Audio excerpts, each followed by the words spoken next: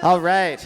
Is everybody as excited as I am for the first ever InfoSec Hot Takes? All right, so this is InfoSec Hot Takes. Brandon's idea, my execution, but he is the one who's over here making the chicken happen. I'm your host. You can find me on Twitter at Liebhart. Otherwise, I'm in Discord as Craig. Did you deep dive into our Instagram? Because I'm not ready for that. We have some wonderful panelists. Hold on, we gotta wait for Jared to catch up.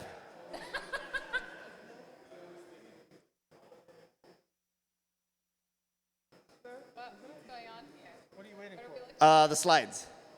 Oh, I didn't realize you changed the slide on me. Oh, I'm sorry, I changed the slide. Yeah.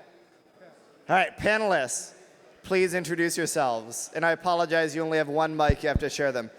Whatever you would like to tell. Like, for example, I know somebody up there works for Google or some shit like that.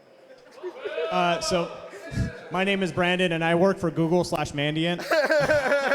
No, I'm joking. My name's Derek. I work at Venerable as a governance, risk management, and compliance analyst. You might have heard me talk last month about how to make your CTFs not suck so bad. But I come from a background, a military background, and I'm learning to do cyber threat intelligence, hopefully for another company here soon.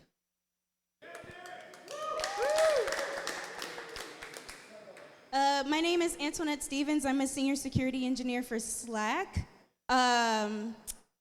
I've been in security for almost 8 years now. I got my start at Principal here in town and then went to Cisco and then eventually ended up at Slack. I'm actually leaving them next week to go to a startup, so that'll be fun.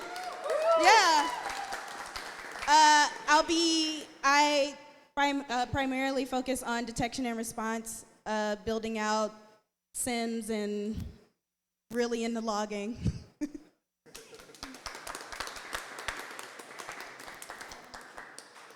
Hello. My name is Cosette Mazet. I am a current student at MCC Metropolitan Community College in Kansas City for my associates in cybersecurity. I've already completed 1 year in studying such an intricate subject that has many different branches of it. It's kind of scary, but kind of cool. So thank you again for having me on your panel.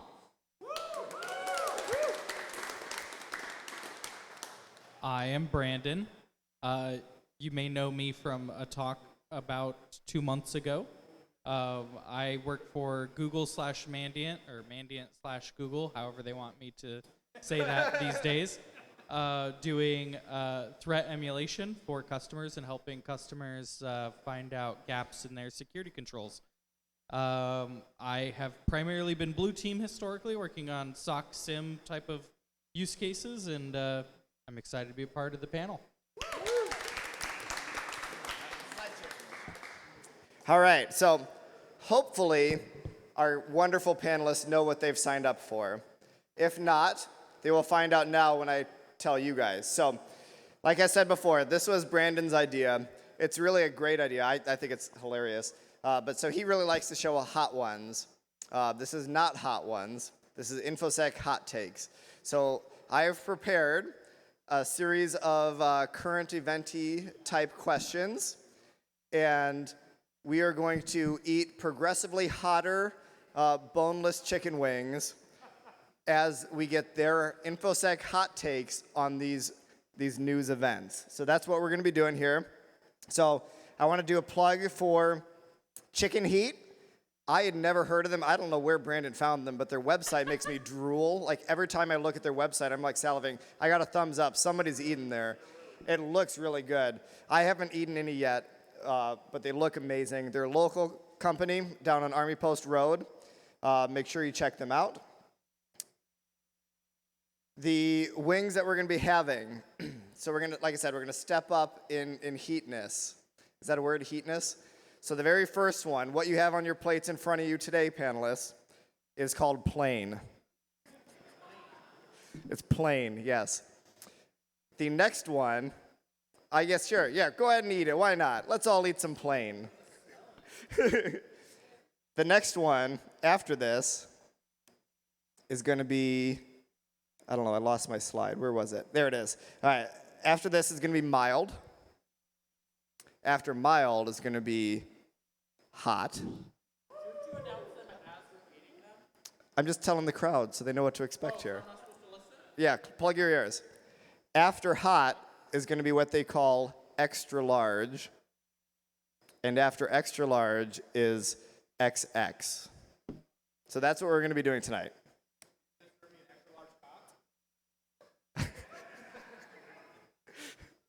In a sense, yes. All right. So, are we ready to get started? Has everybody eaten their plain chicken? All right, I've not eaten mine. I will wait till you guys start answering to eat mine. But, oh. He's making fun of me. All right, so here is the first InfoSec Hot Take. So get ready for this scenario.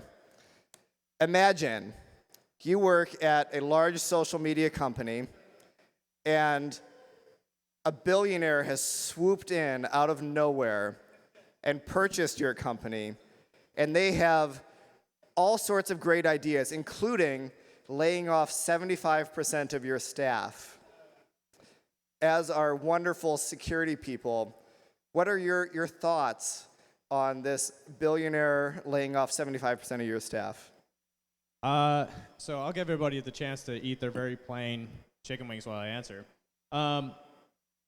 So yes, I think it's pretty apparent who we're talking about. However, if any company were to lay off 75% of their workforce in general, that to me would be a huge, that'd be multiple red flags. I think especially for this community, we've heard nothing but horror stories recently about cybersecurity or InfoSec areas getting slashed. Patreon, Uber, probably Stripe, which announced today. There's a couple others. Yeah, I would be cautious. Pretend you didn't say Patreon, because that might be a hot take later. Oh, goodness. I didn't. So, yeah, that would be a huge red flag for me. For me, it depends on where my stocks are in terms of the vesting schedule. Have I hit my 1-year cliff? How close am I to that 4-year that most of them have? You know, if I've already hit the 1-year cliff, I'm probably gonna be okay with peacing out. I feel like the past couple of years has really shown like company loyalty outside of financial interest is kind of dead in terms of how a lot of companies treat people. And I feel like you're really seeing that through what's happening at Twitter right now. I'm sorry, unnamed social media platform. I also think this is a really good time to restart the discussions about whether or not tech employees need a union to specifically protect themselves against rich people who will buy their freaking companies and then fire them. So yeah, I would want to know where my stocks are, and then I'd probably quit. I'm someone, save up enough money so that if you ever need to quit cold turkey, you can do that. Fuck you money. Very good idea. Fuck you money. Yeah. It's not my fuck you fun. So, am I just like really wussy because these planes are actually a little spicy? Am I crazy? Am I crazy? All right, continue. I'm not really sure what to say. Of course, I know in past, I've seen other tech firms overtake other platforms, like applications, and they have laid off for like valid reasons. Like, for example, they have their own security professionals, or they have their own sales reps and whatnot. Like, I'm not saying these are good reasons. However, I'm saying these are valid reasons. But in terms with Elon Musk overtaking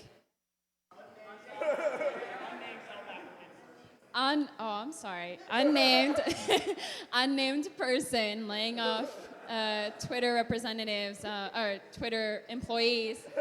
Like, no, you're good. I'm not really sure what to say. As a matter of fact, I think I would talk to all of my coworkers and be like, okay, this isn't right, because it's not like he has an other tech firm per se, or they have another tech firm or whatnot. So, like, I mean, he'd have to provide.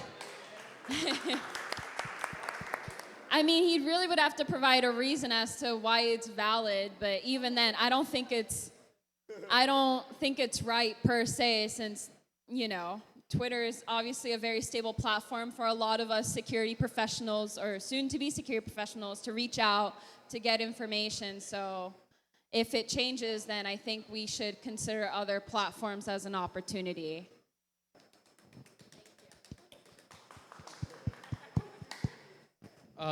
My first hot take is boneless wings are not wings. They're chicken nuggets in disguise. So shout out to all my chicken wing fans out there. There's one thing that might be a hot take, and all you CISOs and CIOs and CEOs in the room, plug your ears real quick. The one thing that would stop this is making actual punitive damages for C-level executives in the event of a data breach or cybersecurity event, right?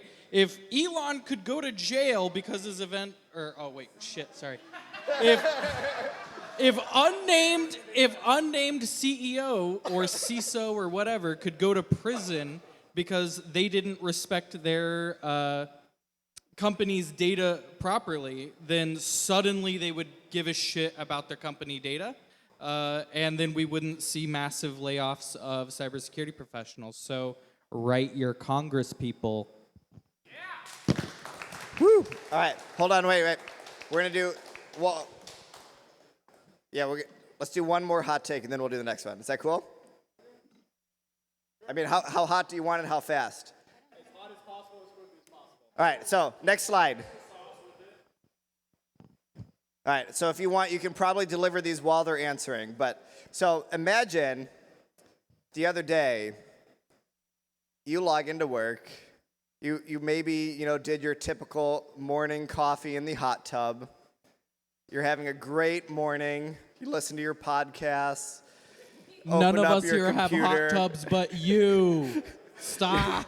You open up your computer, you log into work, and the entire fucking company can't access anything that needs the internet because a unnamed proxy service is not resolving or forwarding any of those requests. What do you do?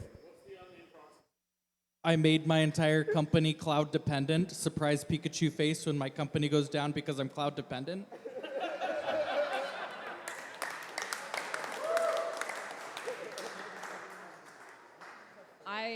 I don't even know. Like, honestly, I would see this opportunity as like a free vacation. Like, I don't know why you guys are all complaining, but I see myself like, all right, I get like a free day, paid time. Why are you guys complaining? This is an opportunity.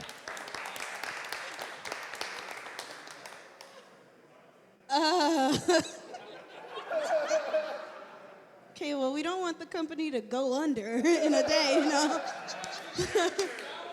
I think my initial thought is like, if nothing's getting out, then security's done for the day, like, we did it, guys.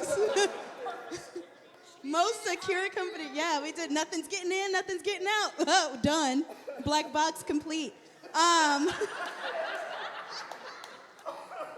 I feel like in those cases, you almost have to go to a state of complete insecurity just so people can work. Like, security should never be a hindrance to the business doing what it needs to get done, right? Like, you are not no people. We are yes, but people. So if we have to turn off the proxy, but figure out some other controls to, keep people safe, then that's just what's gonna have to happen.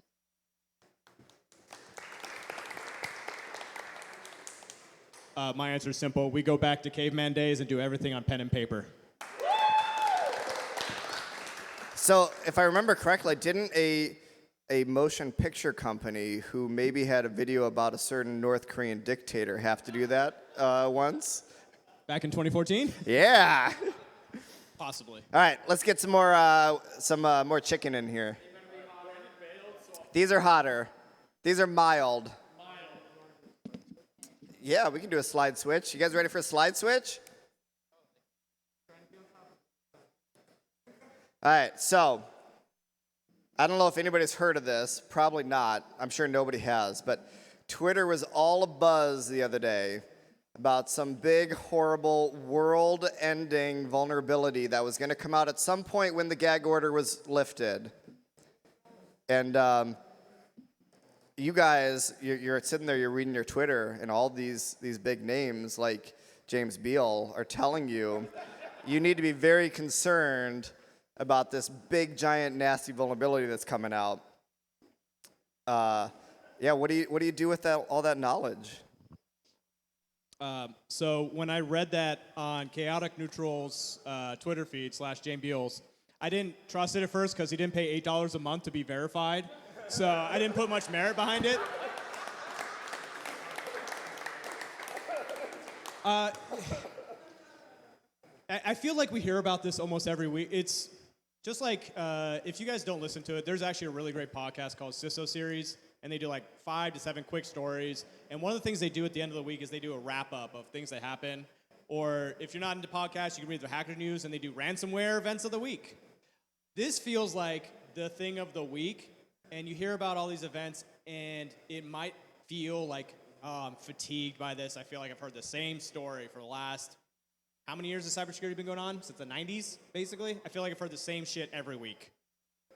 Ever since Loft took the stand in front of Congress, I feel like I've been hearing about this.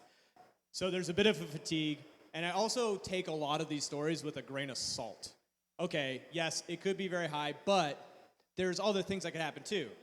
Just like crime happens, there's a means, a motive, and an opportunity. Same thing happens in the cyber world. Do they have the means? Do they have the knowledge? And do they have the intent to go after somebody using this was critical, now high vulnerability? So I don't trust the very first reporting. I give it a couple of hours. I let the dark reading get some additional information before I freak out and say the world's going to end because everything's connected.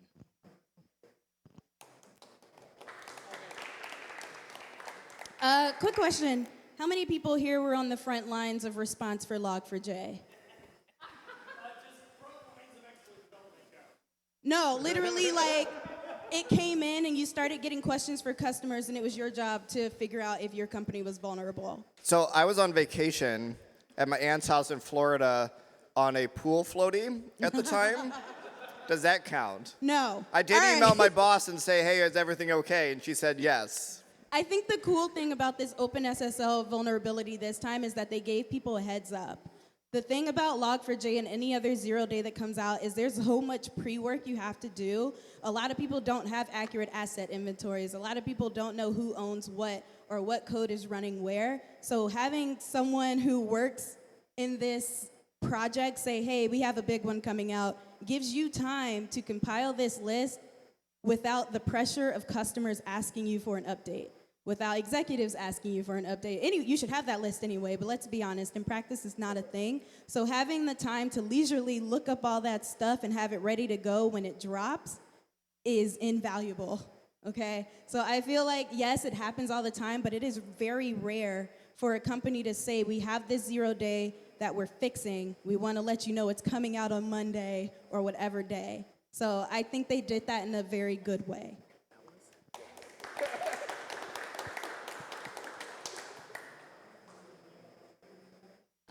From a student perspective, hello? Okay. I don't know. It is shocking that this came up. I think this was a shock to all of us in the community, but it's definitely really, it gives you a peace of mind to know that there are people that are working on it. There are people that are contacting their clients like, hey, we're on the problem right now. And it's nice to know that, in a way, I'm glad this happened now rather than later, because... Exactly. No, but exactly. He makes a really good point, because during these holiday seasons, when people are like, ha, you're on vacation, I'm gonna go mess your shit up, oh yeah, Patch Tuesday? LOL, ROFL. So I'm glad that it happened now. We can now address the situation. Obviously, it's now being addressed. And I'm just, waiting to see more, in a way, YouTube videos of further explanation. How did this happen? So on and so forth. More detail and in-depth explanation so we can be prepared for the next one,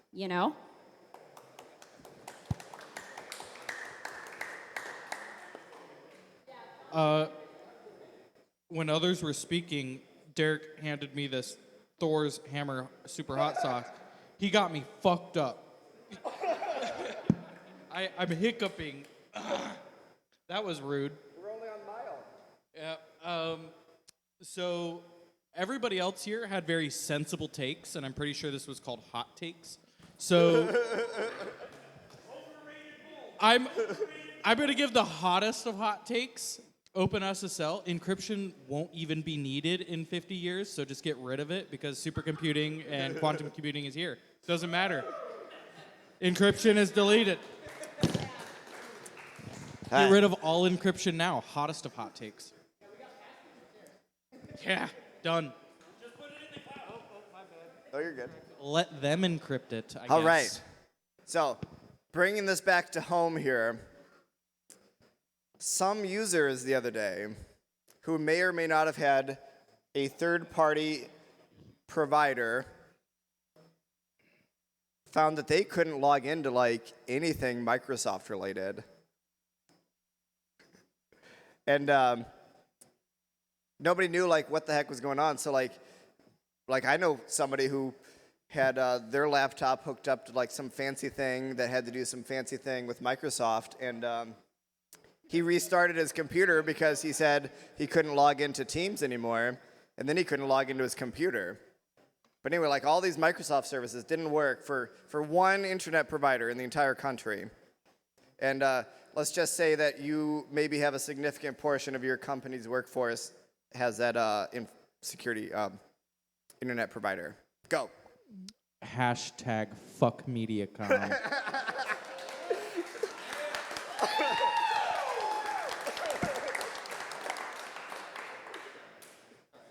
No, it's okay.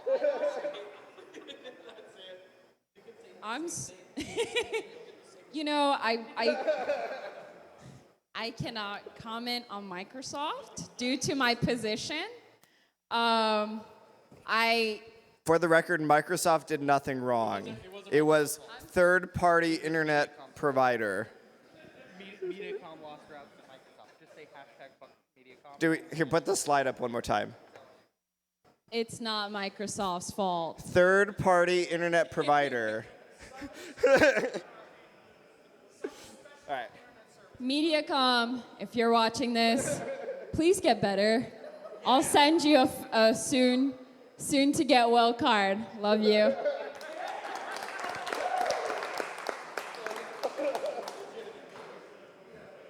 I hadn't heard about this one. So. No, I do. I don't use Microsoft.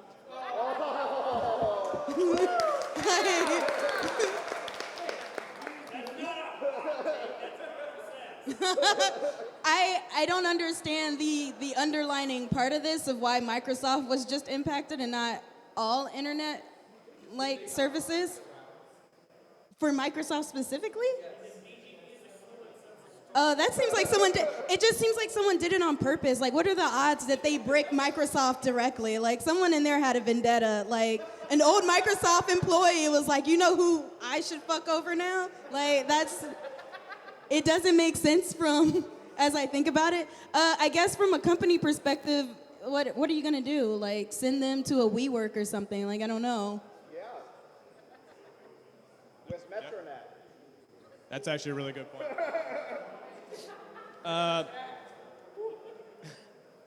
This one's hot. It's all right. I put about all 4 of my hot sauces on it by now just to feel something. Special dipping sauce.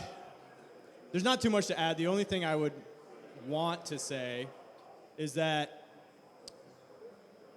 obviously you're locked into certain places, but things are getting better. To look on the positive side of things are getting better in this area, especially for Iowa. We're about to get some crazy fast fiber out here. It's spreading. I think for myself in West Des Moines, it's coming in 2024.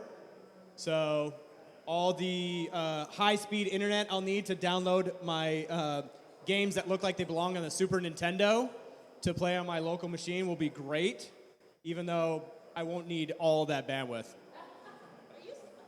I am sweating. Craig is sweating. It's like The a sinner in hot church. Is hot. Do you want a lime, Craig? Am I the only person sweating? Yes. You want a lime? I'm okay. I'll power through it. Yeah, hey, Craig, do you want to try some of this hot sauce? So there is some on my plate. I don't know what it is, but I was warned that I should probably not try it because I thought the plane was hot. Who would like to see Craig try some hot sauce on his plate? More importantly, who 2 would out of 3 on the council board says he should. So How about I think this that's instead? majority rules. How about we talk about the guy who couldn't take a shit in peace because his executives kept asking him to do So- things for him on Twitter. So There's a certain news publication. I don't know who all followed this, but they were hacked. Spoiler, they weren't actually hacked. They had a fresh out of college, had never had a job before in their life, and was so overwhelmed with, I kid you not, answering Slack messages on the toilet in the bathroom that he started posting the worst stuff. I'm not even going to say it because it was actually really, really bad stuff on their Twitter. So how do you protect against insider threats like this? So the first thing I'll say is when I saw this happen as it was getting reported on Twitter, I thought it was just business as usual for the New York Post. I was like, oh yeah, that sounds like a headline for New York Post. To answer the question, insider threats. Ooh, man. I mean, it's a organization that has news. They should have somebody like that's the chief editor that approves copy before it goes out. Just like they do in print, it should be on digital media too. So I actually disagree with that. For one reason, like social media moves way faster, so they need a better process for that. That's not the point of this. So a couple of things. I saw this. I know he got racist. I'm pretty sure he may have like used slurs against black people, if I remember correctly. So I'm a stand-up comedian, right? And I've mentioned this on stage before. It's like, you guys know there are other races you can be racist to, right? Like, it's not just us. Like, there are so many other stereotypes. You can pick one. Like, it could be anyone. I just feel like if you're gonna go for it, diversify a little bit. There's a lack of imagination is all I'm saying. Yeah, it's it's just so boring. Just pick someone else is all I'm saying. That's the first thing. The second is this guy, I guess, felt so overwhelmed by Slack messages. I would actually turn it around and look at the culture of the New York Post, because why did he feel so much pressure to answer Slack messages while taking a shit? Is the like that? I would seriously question whatever culture they have going on there, because the best way to fight insider threats is to create a culture that doesn't make your employees want to fuck you over. Like, You know, you make some really good points, so I don't know what I can say. Yeah. Wow, this guy, like, I don't know about you guys, but you guys just, I see everyone take their phones to the bathroom, and I'm like, why the fuck do you guys do that? Like, do you guys? No, like, okay. So, hold on. So, first of all, I do not take, like, if you guys are answering Slack messages on the toilet, you guys are taking a way too long shit that you need to be taking. And that's a health problem. And I suggest you guys go please visit your nearest, like, fucking doctor. Jesus. Go take some Miralax in the morning. Holy fuck.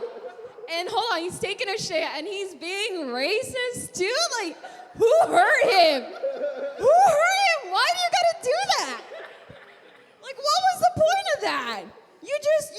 You corrupted, like, everything, all the potential great things that you did. That's it. It's out in the fucking shithole. It's out in the shithole. Fuck. Fuck you.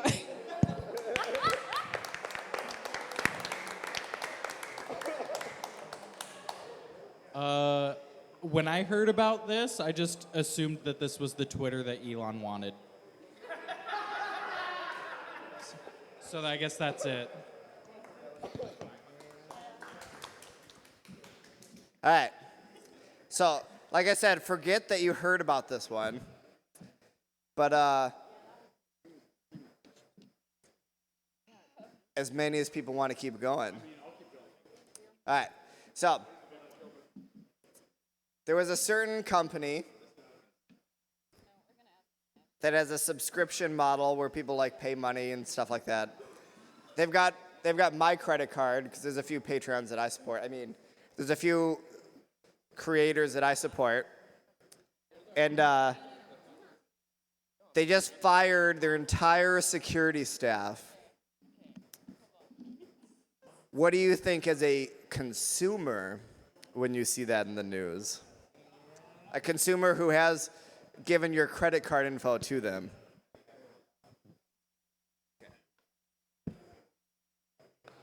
Okay. I mean, we kind of already touched on this, I thought. I mean, it's almost this. They have your info now. Well, yeah, okay. They have my info now. The leadership of Patreon should take holding my data seriously or go to prison. It's the same thing as I said before. If you're not going to take it seriously, then maybe the DOJ / whoever the hell's in charge should take consumer privacy and consumer data privacy seriously. And, Patreon wouldn't have fired their entire security staff if they gave a shit about consumer data. The only way to make them give a shit about consumer data is to make them go to prison if they lose control of consumer data. I think that's all I have on that point. Quick interjection. What did I just eat? This is the ghost pepper one. The extra large, which is ghost pepper. It's This fucking one was spicy. the ghost pepper one? Yeah.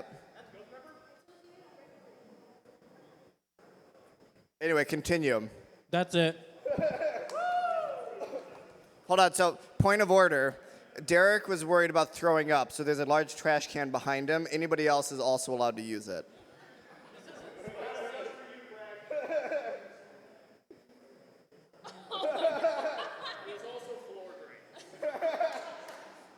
Are you lying that it's a ghost pepper? Please tell me you're lying. I wonder, did you mix them up? That I can't. Oh no, there's the heat. Never mind. That was it. Yeah.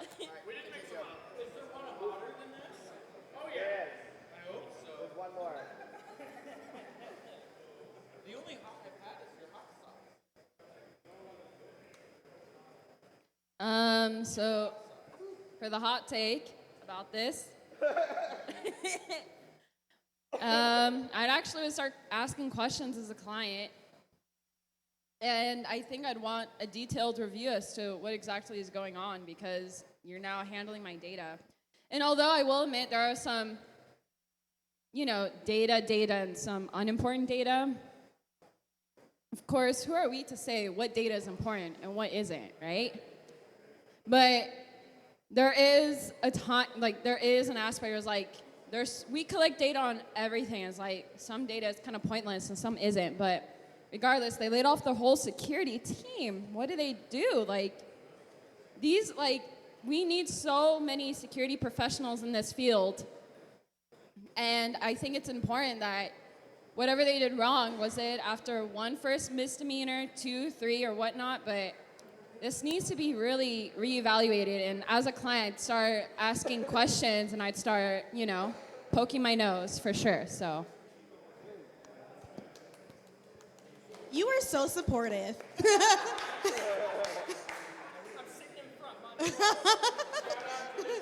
I know.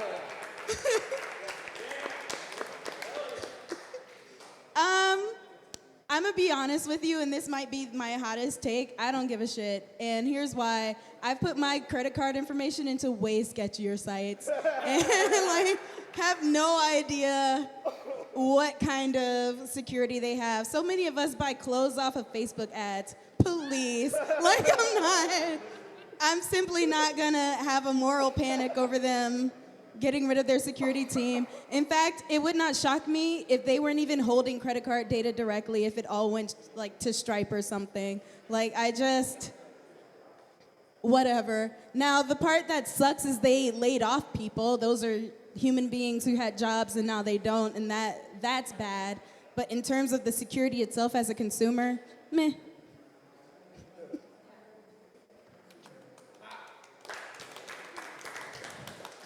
I'm going to take this opportunity to advise people.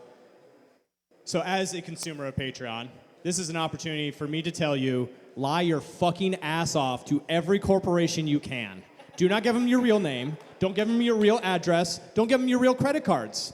Give them all fake shit. There's no need for that stuff. Lie your ass off. Teach your kids that. Teach your kids to lie. I'm sorry, fake credit cards that's fraud. That's jail. That's fraud. I say fake. Use virtual credit cards or privacy.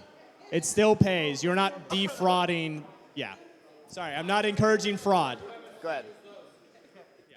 All right.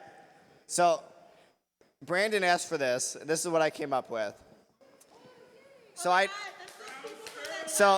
I need you to explain to me what is happening in this tweet. Do you want to take this first? They did a conference talk. Were they at DEF CON and people were like, there it is. Do you want to see? Okay, hold on. Put me back up real fast. That's the same people, right? They may or may not. Can we make predictions? You have a video, you said, right? No video. Sorry, so these are the people who are at Black Hat. They may or may not have invented this new revolutionary, groundbreaking, put us all out of business, time AI cryptography solution. No, I know. I remember this particular news because I think people were at the talk and they were like, this is not real. Like they were in there doing like sci-fi, basically, and people called them on it. And it was like all a sham, right? Okay, what is your specific question about it? That was it. You explained the tweet. Good job. Oh, okay.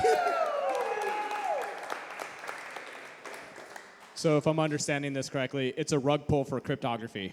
So I had this other tweet, and I didn't put it on there, and I probably shouldn't say this because we're supposed to have boundaries. But I found another tweet where their founder was talking about how randomness is just God's intelligent AI, and he introduced it all. And so that's really what's actually happening underneath their cryptographic AI random through cryptography. Yes.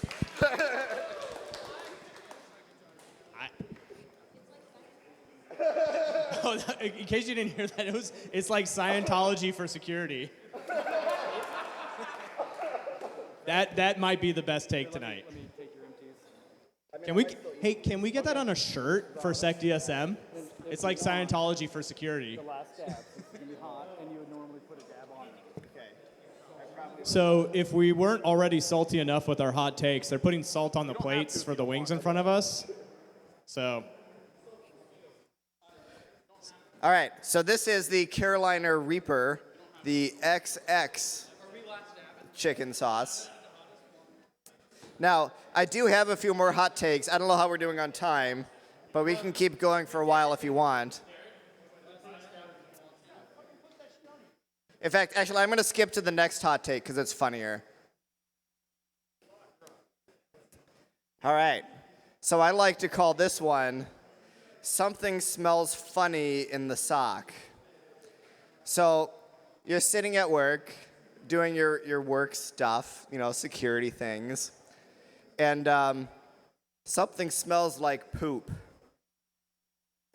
And it turns out that somebody received from Best Buy a brand new keyboard, curbside pickup, that was smeared. Do you want to put it back up so they can see the smear? A smear of something that looks like and smells like poop emoji. And then they were kicked out of Best Buy forever. So now they're sitting in your sock with a poopy smelling keyboard. What the shit do you do about that?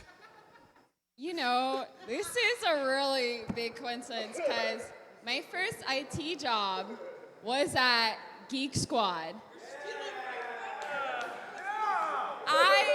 And to be fair, they had hired me because I am a white female and I'll bring diversity, which I don't know with me being a female will bring diversity about.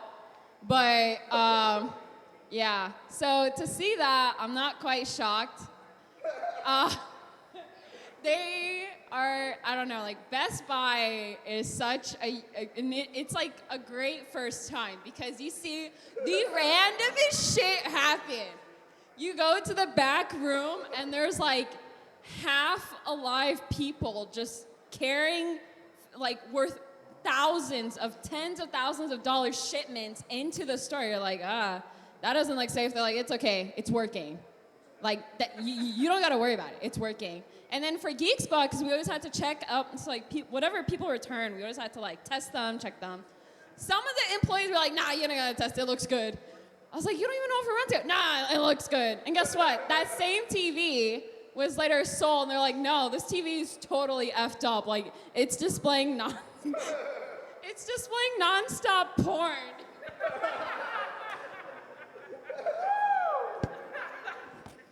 At least it wasn't one of the refrigerators. Whoever bought it, it must have installed malware on the TV just for it to just keep displaying porn.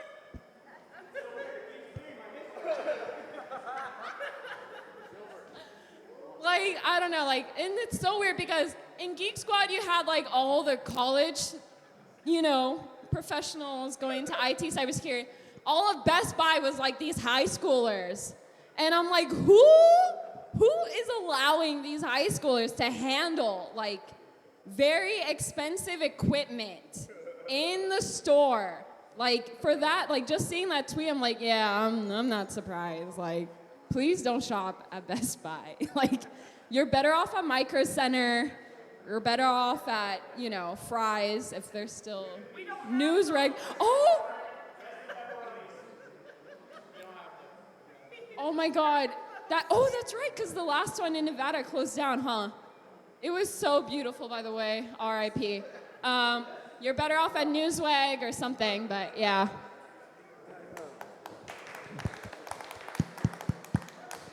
I swear she stole my thunder.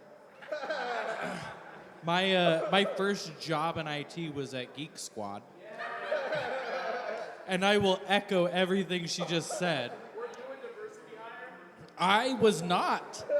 I was not a diversity hire at all. I was a regular hire, and I have experienced more than one shit-covered keyboard. One keyboard in particular. Oh God, I just took a last dab, and I'm fucked up right now. One keyboard in particular was shit and pissed on by a cat. And he brought it into Geek Squad asking us to fix it. But luckily we had I hope stories are allowed. Yeah. Luckily we had a clause in our, what bylaws, what the fuck do you call that shit? Squad,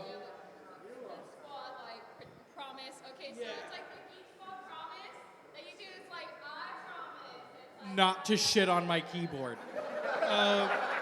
So yeah, they were in violation of the shit on keyboard promise, and so they brought their keyboard with shit on it, and we're like, we're not gonna work on this, and this man was more angry than any man that I had seen to date at Geek Squad, and he was like beat red in the face, and he looks at me and he goes, "You're goofy."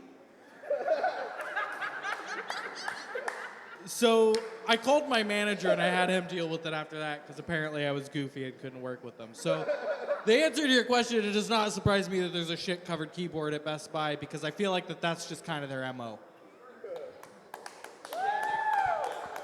All right, so I said I had a lot of these. This is actually the last one. All right, so this is a new one. I don't know if anybody was on like the Twitters today or not. You might have seen this. But so imagine your employees are just going about their day, checking the news like employees do when, you know, they should be doing work stuff. And you start getting these malware detections, and you're like, what the heck? Where are these malware detections coming from? And the only thing that ties them together is they're all going to like random news websites. And it turns out that apparently like there's this big supply chain attack, and all these random websites have malicious JavaScript, and they're doing malware stuff. And that's not really a question, but yeah, give me your hot takes. I hope there was a crypto miner, because Web3 is the future, baby. To the moon! I'm gonna be honest with you, that last Tinder, it was so hot, it's hard to think straight. Did I dab? No. No, I didn't dab it. That was insane. My mouth was hot the whole time they were talking, and it was a long time. So, like, very hot. Supply chain. As a company, I guess the best you can do is make sure you have good antivirus and things like that on your in-host. People will click literally anything, so that shouldn't be a new threat for you. As a news site, there's like supply chain attacks are tricky. Like there's nothing they could do probably. I assume it was either they all use the same type of like company to serve their websites. Otherwise, I would assume it was served through ads, which is also super common. It sounds like the nature of the beast for a news site. So I wouldn't even know how to solve that problem. So I would say as like a company where end users could go to these sites, the best you can do is have good like detection software. From my understanding, the SOC Golish also had backdoor networks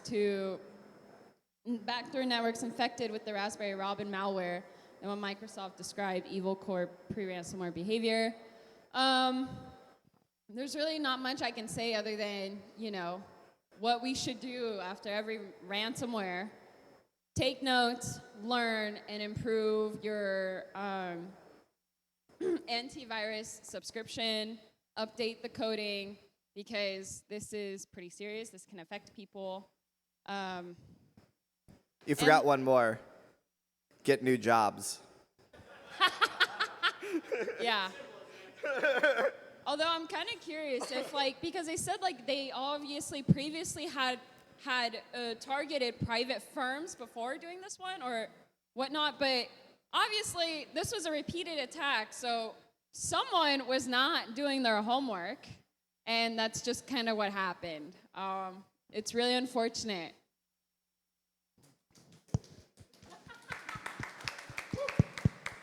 I'd clap, but I just ate another bite. Do we have DeBomb? Is DeBomb in the house? Colin.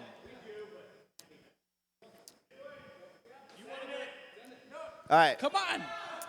On that note, we'll put up the last slide while they do a horrible thing over there.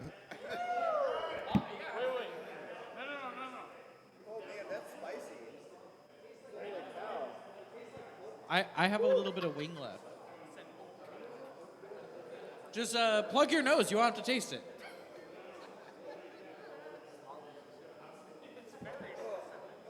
Oh, dude, this is gonna fuck me up. I'm on fire.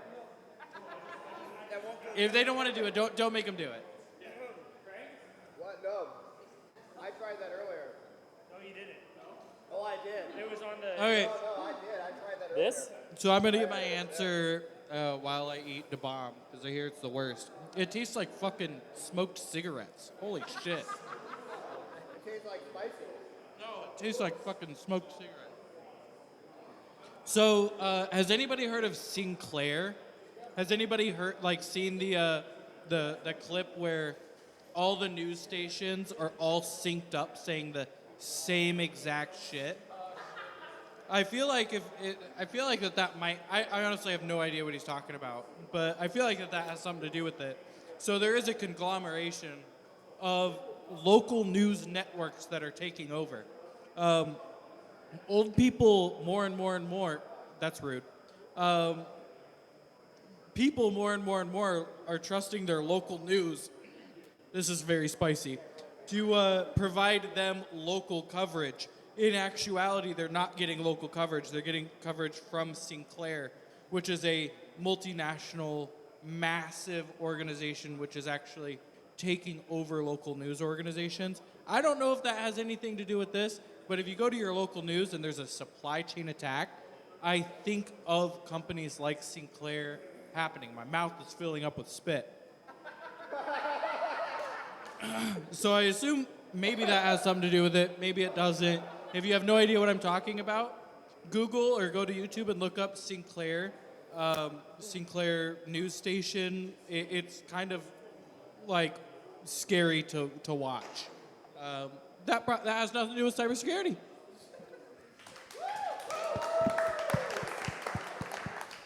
All right, thank you. Big final round of applause to all of our panelists. I kid you not, I've never wanted to drink a bottle of ranch in my life before this moment. My mouth is really, really spicy. Oh, one more hot take. Do it. See us out. No, it's not a hot take. It was more or less a suggestion. If you guys are offering internships, please. You see me here? I should be expecting internship applications in my Discord DMs. Icona Pop. I repeat, Icona Pop. Thank you. That's the hot take. Thank you for coming. Are there any more wings? Plugs? All right, so plugs for myself. First thing, I'll do 2 plugs. One for a board game podcast, a role-playing game podcast that I love on Patreon, by the way. They're called System Mastery. They're just a bunch of nerdy dudes from San Diego, and they talk about obsolete, out-of-print editions of tabletop RPGs. So if that sounds like your jam, systemmastery.com.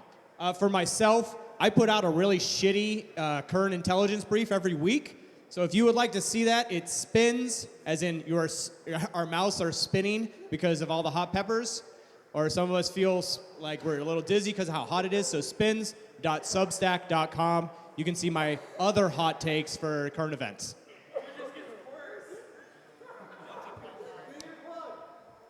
I guess the only plug that I have is, like I said, I do comedy. So yeah. Yep. I work at Teehees a lot. So you can find me on Instagram at Antoinette Stevens Comedy. I'm actually moving to Georgia, but when I'm back, come check us out at Teehees. Teehees is a great comedy club, actually. You get to support local comedy. I can't promise it'll always be great, but you know.